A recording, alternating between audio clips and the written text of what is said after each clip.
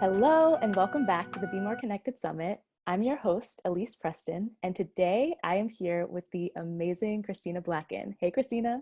Hey.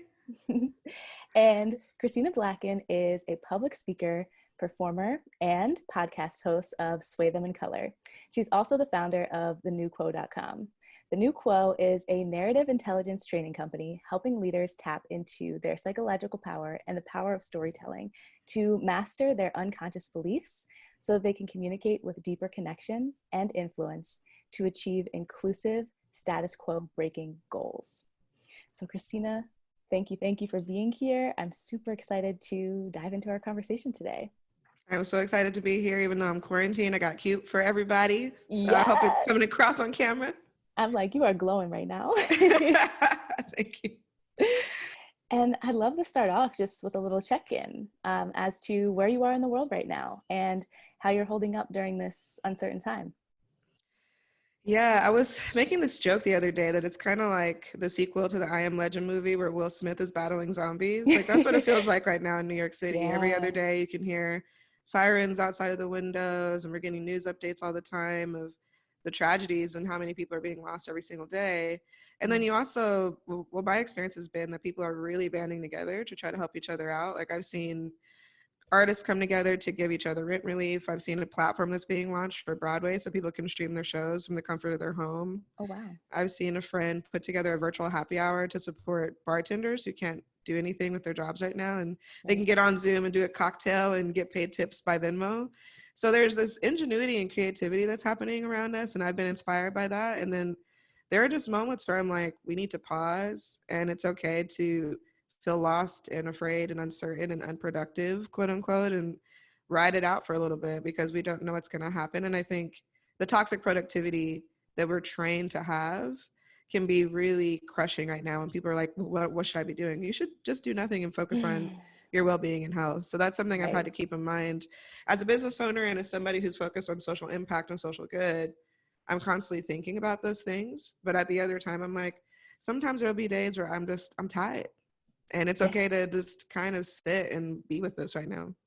Yes. And I think that is so relatable and something that all of us are going through is trying to find that balance in this time when things are so uncertain and our emotions are really, really fluctuating so much day to day, hour to hour even. Yeah, it's like a roller coaster. I say it's literally like a wave where there'll be ups, and like I've reconnected with people I haven't talked to in years on Zoom, and I've gotten new inspiration for some of the work I'm doing. And then the other times I'm like, man, going to the grocery store is scary.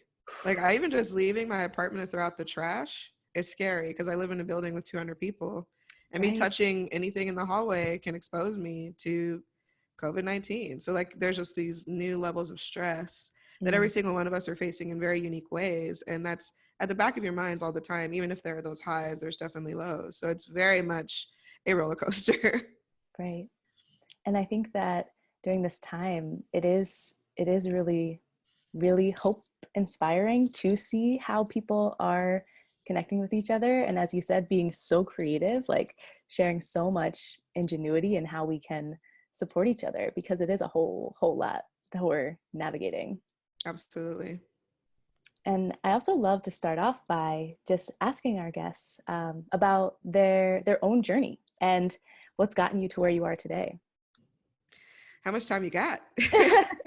I know it's a big question. You know, the sort of truncated version is I'm originally from Ogden, Utah. My family was part of the Great Migration. So they left Memphis in like the 50s, like late 50s or so. And they trekked across the United States and missed every metro on the way and landed in Utah. And it was really for job opportunities and to leave the Jim Crow South at the time. And so I was raised as what I coined an extreme minority. So I was racially on the outside, politically, religiously. I was a minority in all of the senses. And so it really gave me direct experience with bigotry and misunderstanding, and also seeing how powerful narrative was for how groups treated one another, their perceptions of groups not like themselves. And so I was fascinated how the media and TV and books and the myths that are passed on about history in school inform people's biases, inform how they are motivated and inspired to take specific behaviors. Right. And I'd always been a lover of story as a kid. Like I remember one of my first things I created was this poem as like a 5-year-old. And I remember the poem was called Why Is It Tuned? But I was trying to say true. I didn't know how to spell true. I was like, yeah, that's right. And my family got a hold of the poem. They thought it was hilarious because I was like, why is it tuned? Because it is. That's why. You know, I'm trying to like do my little poetry. Yes, I So love there's it. something about story from a very young age. It was both part of my experience as a self-expression, but also I could see around me these systems and how deeply they were affected by narrative. Like so many things that around us are narrative. Religion is narrative. It's Yes. stories, it's fables. Like education is narrative. You're taught these sort of recaps of the past and these little snippets of story that and take the moments of what was and put them in the present. You know, so many things that we do every single day when our communication is narrative. And so from there, I ended up getting into Cornell University for college. And at first, I was like, well, I'm going to go into the law world. I'm going to change the world one legal brief at a time because I care about justice. Yeah. And when I left Cornell, I got a prestigious job at a pretty big litigation firm in New York City. So I thought I had made it. I remember my mom went out in front of the law firm and like took pictures in front, like, hey, yes, mom. you know. And I quickly learned that our traditional structures of the work environment can be really toxic. And the narratives and stories around success and power and prestige are so limiting and so oppressive to everybody in different senses. And so learning that and experiencing that first there and then in a few other industries, it kind of inspired and motivated me to think about narrative as a tool for behavior change. And I ended up in the nonprofit space after that, using story to motivate people to get involved in causes. So I would build text messaging campaigns, social media, email. And I was really fascinated with that. I'm like, dang, these people are reading these messages and they're being inspired to change their behavior. Why wouldn't this work somewhere else? Then I eventually ended up in marketing and media because I was curious about the media world and how that affects people's behavior. And so through all of that, I was sort of on the side in these full-time jobs, was tinkering with workshops and frameworks and ideas around narrative, and eventually developed my own workshop frameworks and taught them at different conferences and webinars, and went full-time into being a professional speaker and trainer and consultant around narrative intelligence, essentially, and how you can use your own narrative intelligence, your own stories to affect change, to change behavior, to have better bonds and understanding between diverse groups. And the topics that I spoke on the most were unconscious bias and culture change for corporations and companies. And then I also still do storytelling work for people who are underrepresented solopreneurs, because a lot of the time their expertise isn't seen as much as it should be because they have a lack of visibility. And so I invest in helping with storytelling there so we could raise the visibility of underrepresented expertise. So yeah, it's been a really interesting kind of wild ride. You know, I've been in entrepreneurship off and on for a couple of years, but full-time just in the last 9 months. And so Incredible. it's crazy to think like, wow, I've taught 440 leaders at these different places, but also what's happening? Because every day it's a new development and transition. And this is definitely a time right now where the thing that I realized about the mission of my experience and company is really about gender and racial equity in leadership, because that's sort of the root of all these narrative ideas. Is the people in power are the ones who are setting certain narratives, and those narratives do affect equality and how people are treated. So how do we disrupt affinity bias exactly at those sort of leadership levels? So that's what I really am passionate about, and ultimately why I'm continuing to develop. Yes, incredible. And I think that so many listeners can really relate to and identify with that experience of being within a workplace where there are relationships, interactions, power structures, systems that are in conflict with their own values and are reflecting oppressive systems within our society. And yeah, I have a little quick story about that as an example. So I remember when I left the nonprofit world, I was working for a CEO who was pretty much the definition of like a kind of like villain character you would see in a rom-com or something. Just not a very nice person in a lot of ways, and was very performative in why she was doing what she does. Sure. And I remember we ended up having a tea after I had left because I just wanted to reconnect and make sure that things were in a good place. Right. And she was like, well, what are you up to these days? I'm like, oh, you know, I'm really interested in minority entrepreneurship. And there's all these great stats about Black women being 6 times more likely to start a company. And, you know, I'm kind of spewing these ideas at her. And she's like, oh, that's really interesting. You know, yeah, there's definitely an increase in minority entrepreneurship, but they're not going to be like the next Mark Zuckerberg or the next Google. I mean, most minority businesses are nail salons and hair shops. And she said that to my face with Wow. a straight, not even concerned look.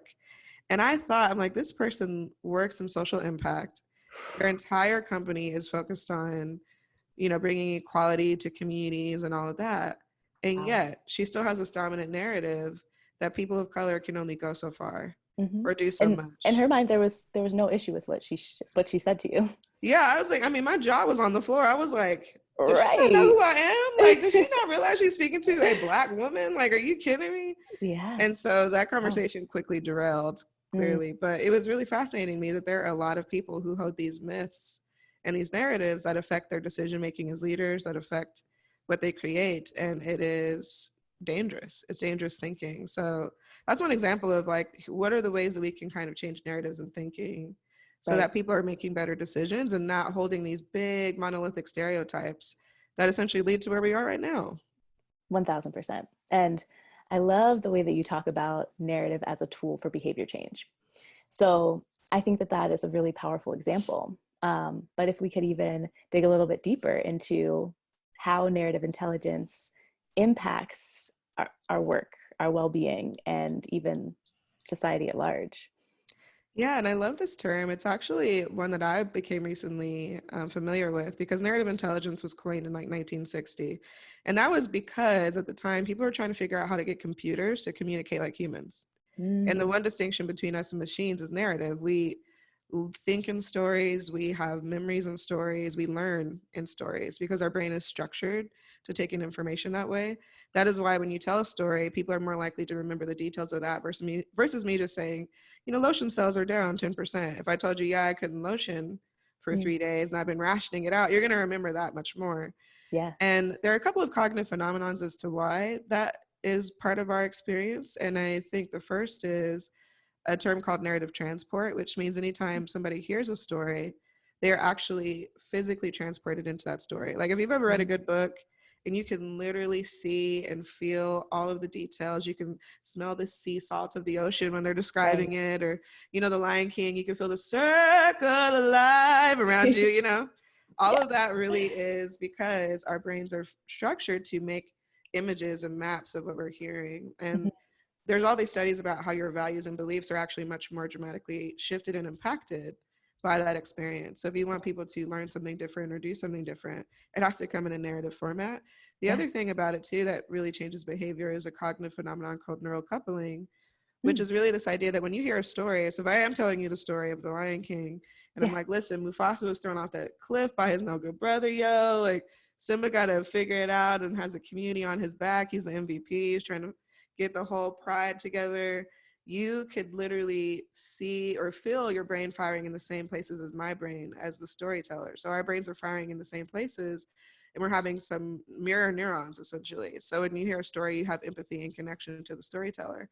And because of those functions, we just are much more impacted by narrative than anything else in terms of internal motivation and behavior. And I think there's a statistic that we have about, I think it's 35 thoughts per minute, and most of them Mm, are unconscious. And those thoughts inform our feelings and emotions, but then inform the actions that we take. mm, So, because so many of those thoughts are unconscious, we have no idea that narratives are driving every single decision we make in a day and every single behavior that we have. And we kind of know this anecdotally, which is why when you go to therapy, one of the focuses of therapy is to restructure your cognitive processes or cognitive distortions, which mm, are ruminating thoughts that could be destructive or limiting. And so that is connected to it because our thoughts are driving our behaviors, and you have some level of control over how you interpret your own stories, how you shift them. And I yeah. think the more that people can become conscious of the narratives, that narrative could be the stories that your family has told you about the world around you, what's good, what's bad, what you should and shouldn't be doing, the stories that you adopt from churches and other institutions, and the education that you have, the stories from your dominant culture and the things that they value and they don't value. And so all of those things create the beauty and the richness of the human experience, but there also can be very limiting and dangerous aspects to narrative when they are unconscious and unexamined. Yes, that examination piece is so important. And making sure that we're actually checking in with ourselves about whether our beliefs are actually in alignment with our values and the person that we want to be. Because I think it is really, really easy to allow that unconscious script to just be running in the background. And going through that process of examination, like you shared, is so key.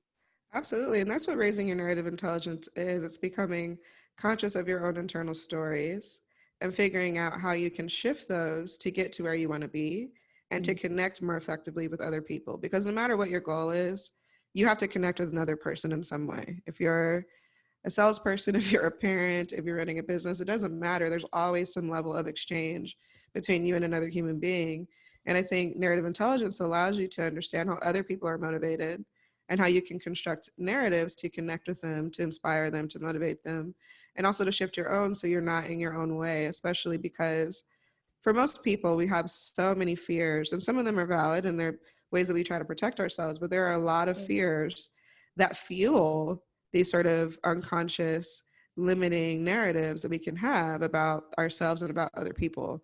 And mm, even right now, living in this pandemic, this is a prime visible example of scarcity based narratives that led to where we are right now because right. of the production processes we have, the workplace structures that we have. We had the perfect sort of incubation of factors and the environmental conditions to create what we have now. And they all kind of lead back to the root of scarcity.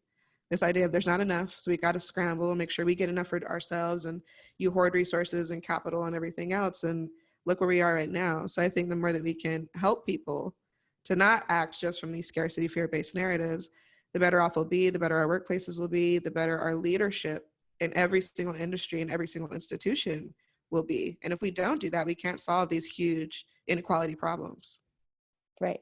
And I think that is something that we are becoming so hyper aware of at this moment, as you shared, that when we are actually making it a priority to focus on the needs and the health of the most vulnerable, it doesn't just benefit the most vulnerable, it benefits all of us because we are all connected. Very true. And I think there's also another interesting part of this, which is, I think, part of the human experience is anytime we're presented with change, our first automatic response or narrative to it is fear. Because Mm, we have a lot of uncertainty in our lives. We want to have some semblance of control, right? So I think one of the interesting things about raising your narrative intelligence is being able to take a step back and have a higher self-awareness before you act. So having that self-awareness and emotional intelligence so that every time you're presented with change or transition or difference, your immediate reaction isn't fear, it's curiosity. mm, It's how do I take this in? How do I process this? What can I learn from this? What can be created from this? And I think the more resilient and curious people can be in the face of change, which is inevitable, change is constant in the human experience, right. then we can be much better in how we interact with one another and how we build the structures that are around us. Because fear is a useful emotion and a useful tool, but we've overestimated it, especially in modern society. We don't have to run from wild animals anymore. We don't have, there's lots of things around the human condition now based in these evolutionary things that we've experienced that we don't necessarily need for our protection and safety, but our DNA and just hasn't caught up yet. So that kind of fear-based model of survival and protection and constantly worrying is not as productive as it could be maybe hundreds of years ago. Absolutely. And I love that you shared that piece about uh, shifting our response to change from being one of fear to being one of curiosity. And I'm wondering if you have some other key ways or um, pieces of wisdom to share around how people can improve their narrative intelligence. Yes, I think the first thing is self-reflection because it is an underutilized and extremely powerful tool for becoming conscious of your narratives. And we don't get a lot of time to do that. I mean, there's some educational systems around us that require journaling for young kids, for instance, but then Mm, it's not forever. And I think most people, their days are so busy and so externally focused, they right. don't even get 5 minutes to sit down and just think. I think that's also why the mindfulness movement and meditation has become so big, because that is one way to sit and reflect. So I think one of the most powerful things people can do is to write and to check in. to check in and say, how am I feeling? What am I thinking? Which Yeah. of these thoughts are useful and helpful and part of me moving forward? Which of these thoughts are false narratives, ideas that are just popping up? I'm not judging them. They're just popping up, but they're not necessarily based in any real world truth. And which of these are valid fears that we should make a plan for and Yeah. try to have some semblance of action around? And I teach that in one of my workshops around imposter syndrome. So the workshops I've done have been, how do you use narrative inquiry to unpack whatever is blocking you, whatever is in the way of where you want to be? And how can you also make sure that you're making plans for the things that are real? Because Yeah. sometimes I think with a lot of these conversations around narrative or internal, the internal conversation you have with yourself on a daily basis, it's the solution is just be positive. If you Mm. just think positive, it'll be fine. I'm like, that's not necessarily a useful Actionable. solution for a lot of people because they are dealing with very intense, challenging situations. And I don't think we should discount that. And I don't think you should ignore your feelings. In fact, you have to sit with the pain. Yeah. And a lot of the time we don't. So sitting with the pain allows you to process it, move through it, and Right. then get to the next place. So I would say that's the first powerful aspect is self-reflection, Mm. self-inquiry, asking yourself good questions to help you unpack how you're feeling about a transition, a change, a challenge. I always write when I'm dealing with challenging stuff. Like Mm. last breakup I went through, I probably wrote 50 pages Yeah. for the stuff, just evaluating all the things I felt, the lessons I learned, how I could do better, what he could have Mm. done better, all these things. So that's the first step. The other, I would say, is to really figure out sort of what your change leader archetype is. This is something I've been developing with two other women who are voice coaches, and we've been talking about how there is a process of change that's sort of established when it comes to human beings and how we react to it, and that's the trans theoretical model of change. And it's Mm. sort of the idea of when a person's presented with a change, they go through kind of almost a grieving process of 5 stages, and then they eventually adopt and plan. So it's pre-contemplation of the change, contemplation so you're ready, then you move into a plan, then you go Mm. into maintenance, you slip up, and you kind of go through the cycle again. And I think figuring out what your narrative is in that and the way that you talk about a change or get other people bought in. And there are 5 ways that people can actually play a role. And I think everyone has either a primary type or a secondary. And the first is maybe you're the disruptor type. When you see a problem, you want to alert everybody else around you about that problem. You're like, Yeah. listen, there is a problem here. You guys aren't conscious of it. We need you to. Like AOC is a great example of that, or For sure. Bernie Sanders is a great example. The next sort of archetype or narrative type people have is the healer. So that's someone who knows that we've gone through a change and leaving the status quo behind is painful. So Mm. they say, hey, we need to have space for this.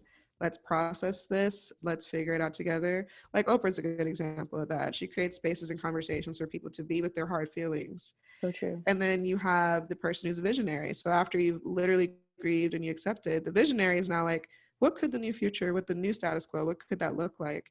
And it's like in Obama, Mm. where he was like, hope is here. We can all come together collaboratively, make this new Yeah. future.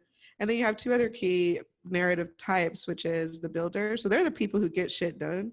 They Yeah. see the vision and they're like, we need that block over there. We need this capital right here. We need these 5 people here.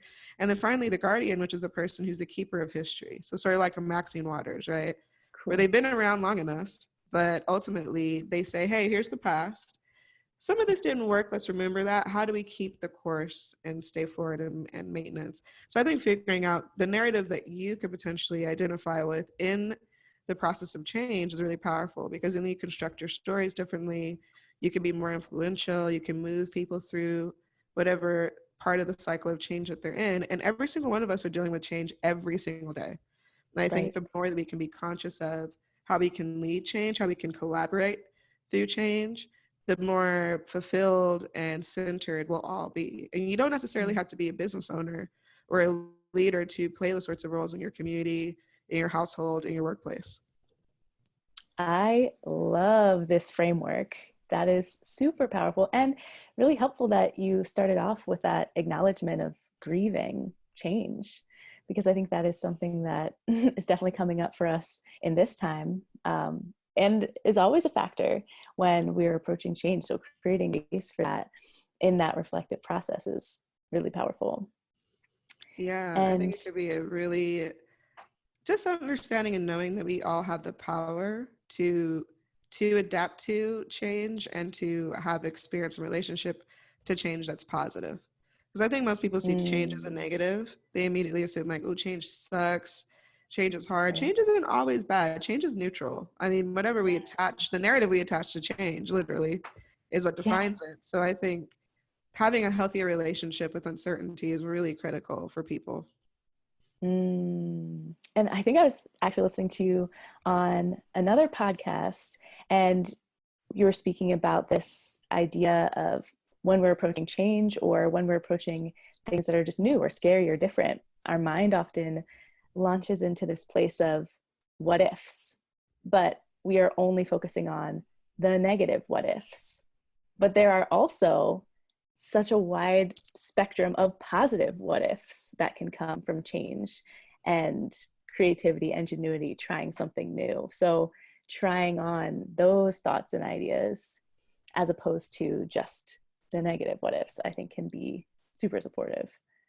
Yeah, I think I have an experience about that, which is sort of funny because, right, the place I was at before my last job, I was in a position where I was a marketing strategist and sort of collaborating with all the creatives internally at a big media company. They're a publisher for business leaders.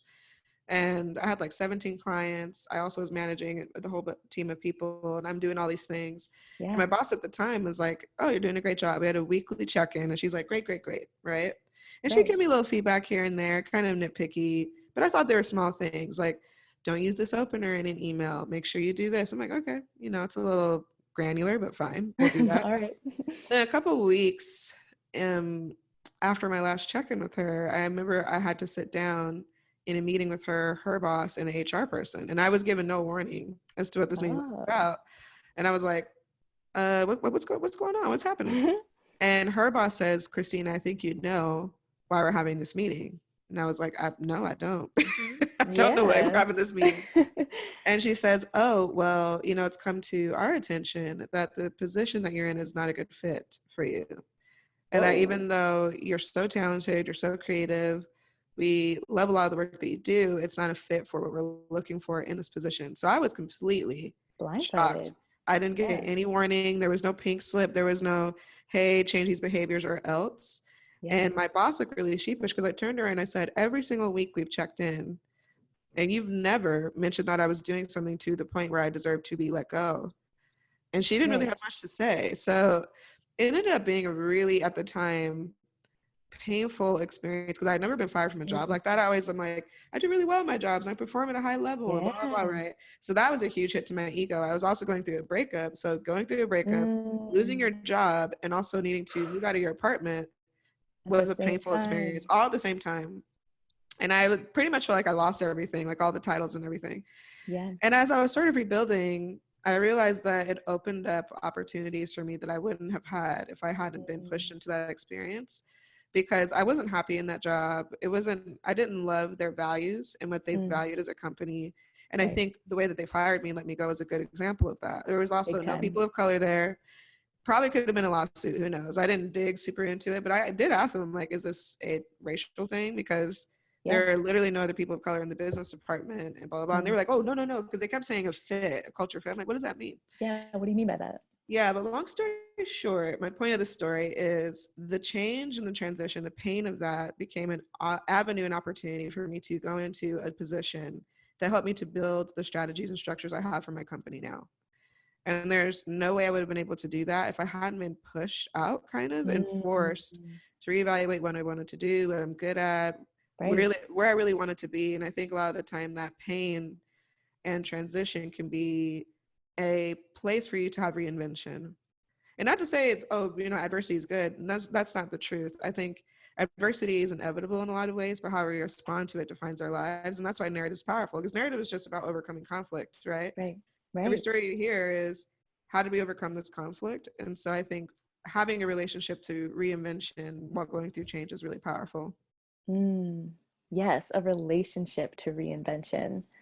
I think that is so key. And it's something that when we are in the throes of it feels not quite accessible to us, like being able to zoom out and take that bird's eye view of what is really going on and how we can potentially use those challenging experiences to reorient our lives in a more aligned direction.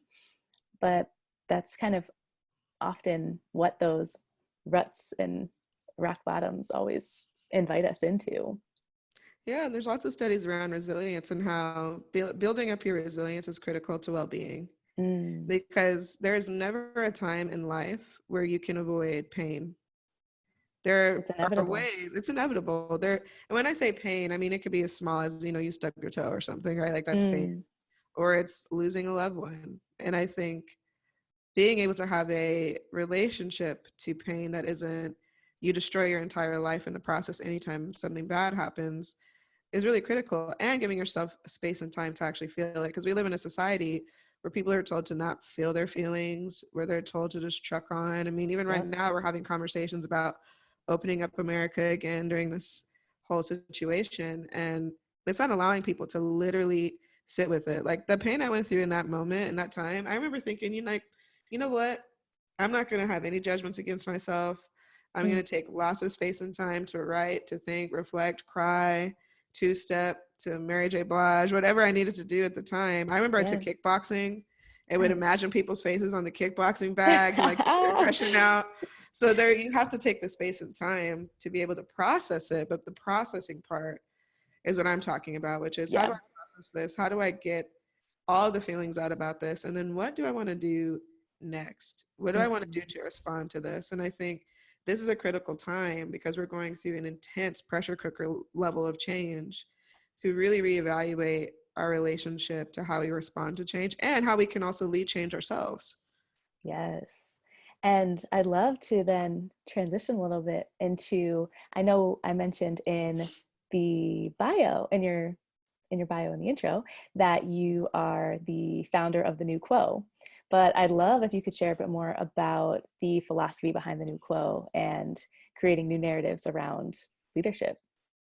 Absolutely. So, one thing that really informs what I do is the idea that if I asked you to draw a picture of a leader, you're likely to draw a man, and you're probably likely to draw a white man regardless of what your background is. And there's all these Mhm. really interesting research studies that have replicated this over and over. Right. And every single industry right now is primarily dominated with male heterosexual white leaders. Now the problem with that is there is sort of this assumption, this idea that there's only one type of experience or demographic who is seen as an expert, who is seen as a leader, who is seen as a decision maker and gatekeeper. And that's in Mm, education, it's in academics, it's in across the board. entertainment, it's in business. And there are a windfall of problems for both the leaders themselves and the people who are being led that come from that. And so one of the things that I've been thinking through is, how can I come in as a business that's focused on social impact to address gender and racial inequity in leadership? And I think it's twofold. The first is disrupting affinity bias at these sort of top levels of leadership, because they still are in positions of power. And I do think that has to come through narrative intelligence training, where they unpack their unconscious stories, they connect the dots of their experiences through narrative inquiry. They're given new tools to respond to change and difference without fear and scarcity, so that they can welcome difference as a way to innovate and create versus a threat. And I think that has to happen at those levels. And I do that. Well, I was doing it in person through workshops and training. Now I'm switching that into a digital course like platform and model, so people can go through the experience, raise their narrative intelligence, and ultimately achieve the goals they want to achieve, whether those are the innovation goals or creativity goals. So that's sort of these organizational structures who have lots of power. The other aspect of what I'm doing is focusing on, how do we get more marginalized expertise into the knowledge economy? And the knowledge economy is really just where we see leadership, right? That's public talks, those are books, those are academic studies and research. And it's not that people of color or marginalized people or women aren't in those spaces. They just aren't listened to. They're typically silenced. They're given less capital. They're given less resources to get the visibility that they need. And a lot of the time, their ideas are sometimes plagiarized and stolen and taken by other people who say, hey, I came up with this new fascinating solution. And it's like, didn't what such and such say that 4 years Right. ago? And so my focus there is, how do we raise the narrative intelligence around their work, the narrative impact so that they can get the visibility that they need. And that includes story-driven branding, because branding is a representation of beliefs and values and buy-in that you can get for ideas. And that also was in-person workshops and story consulting. So copywriting, content development, and now that's going to evolve into an online platform as well. So people can go through this sort of self-learning and live webinar experience to raise their narrative intelligence so they can become better sellers of their own expertise. And I think that's critical because a lot of these tools that are being used for selling expertise are focused on products. We don't need to sell more Nikes. Nike's good. You know, we don't need to necessarily use storytelling and narrative tools to sell products that people already know about and that don't need more support. But people who don't have access to those tools to become better storytellers is typically because it's very expensive. Like even getting access to that in a standard agency is like a $25,000 retainer, right? Yeah, it's So huge. that's sort of what I call the bottom ups, lifting these small business experts and solopreneurs into the knowledge economy, and Mm. top down, getting these gatekeepers to disrupt the narratives that lead to inequitable decision making. I think will get us that sort of leadership equity that will lead to better changes, better decision making, a more equitable world in my mind. That's sort of the big North Star of why I'm doing the work that I'm doing.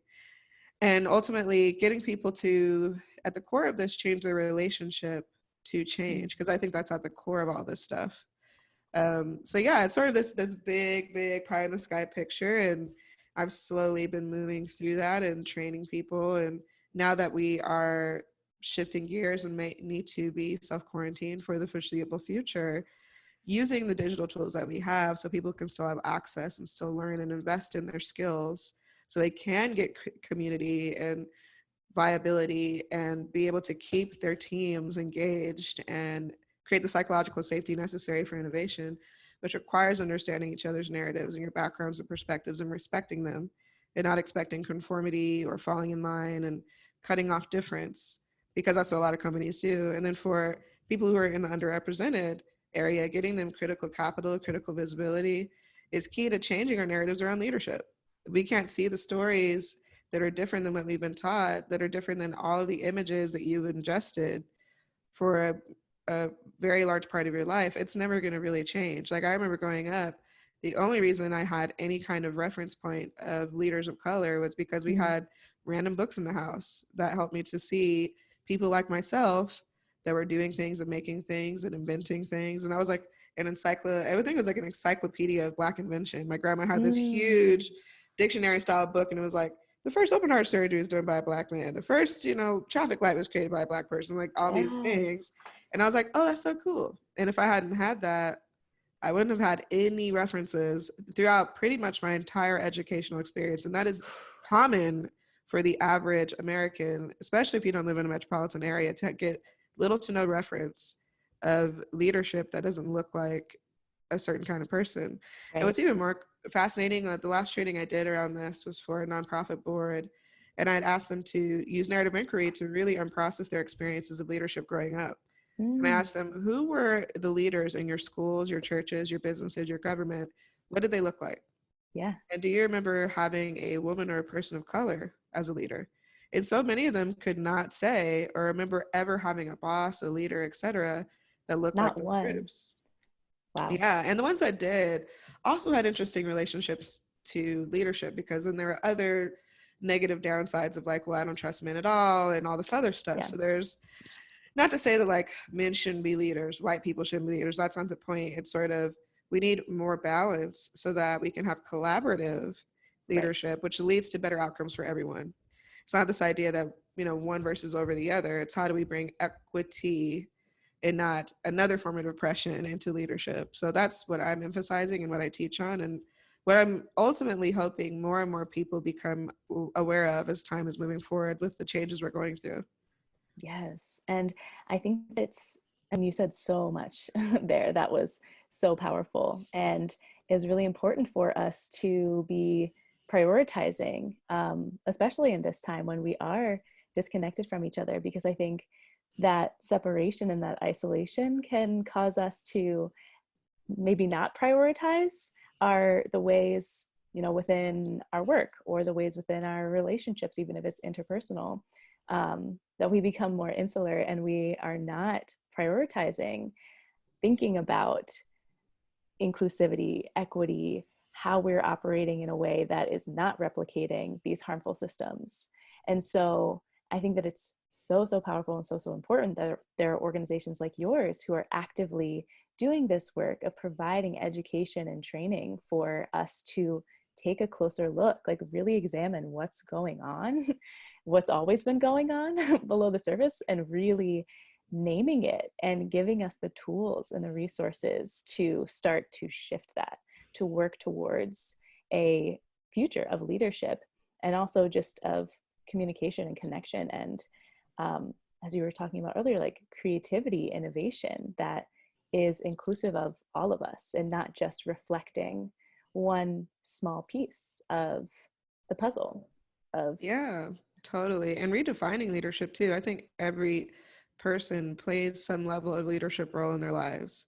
Mm, They influence people. Like leadership is just influencing and inspiring people and aligning people's strengths to opportunities. That's what a true leader is. Other yes. types of leadership where it's about dictation and oppression and borrowing people from resources, that's the old outdated forms of leadership that just don't work. We've seen it time and again replicated in different flavors. We got a diet version here and we got the Cheeto version there and whatever, like they're the Right, same right, right. things. And I think when people realize their power, especially their power of their narrative and their story as a leadership tool, as a Mm, tool for inspiring people or getting buy-in to new ideas or creating collaboration and community around a new process or idea is super powerful. And I think the more that people can identify the leadership qualities in themselves, even if they don't have a traditional leadership role in a company or traditional leadership role in government or any other institution, the more that we can shift some of these dynamics, because we all have the capability of inspiring and influencing one another towards better outcomes. And that requires us getting out of our own way sometimes, getting clear on mm, our narratives, collectively coming together to overcome barriers because we can't do things alone. And I hope that as we continue to redefine what it means to be a leader, that people feel inspired, that it's not this like, oof, girl, this is too much change, it's too hard. Like, it's not that hard. It's really just, how can we see the power mm, in each other, like the beauty and the uniqueness in each other, and see that as a gift mm. and see that as something that can contribute to the whole versus a threat. And that's really what Yes. a lot of this comes down to. Yes. And with that, I would love to transition into the question that I ask all of our guests, which is, what does being more connected mean to you? I think being more connected really starts with the self. When you're connected to yourself, to your truth, to your own narrative, you can operate in the world without shame. You can operate in the world without letting fear dominate every decision that you make and every conversation that you have and every interaction that you experience. And that allows you to genuinely connect with people without all the barriers and layers in the way. Because when Right. you're unapologetically yourself and really comfortable with who you are and what you bring to the world, you don't have to hide. You don't have to do anything different. And that is how you have genuine connection. That level of self inquiry and self connection provides a sort of vulnerability to allow genuine connection to happen. I always say that community isn't just bodies in a room. I think there's this idea that when you have people around, that's all you need. But people can be very lonely and still be a lot around a lot of people. Mm-hmm. Not necessarily the quality or the quantity of all the people around you. Are you really connected to those people? Do they Right. really know who you are? Do they really know what you stand for? Do they really know what keeps you up at night or gets you out of the bed every day excited to take on the day? And if they don't know those things about you, you're not really connected to them. And so if everybody from this interview remembers none of the things I've said, I think they can remember that their power lies within the connection to themselves. Mm, beautiful. Well, thank you. Thank you so much for joining in for this conversation, Christina. I know that our audience is going to so benefit from hearing all of your wisdom. And I would love if you could share about how our audience can stay connected with you. Yeah, so thank you again for having me. I love that we're having these conversations. And I think the more that we can do this, the more inspired we can be with each other as we're trying to figure out this new normal.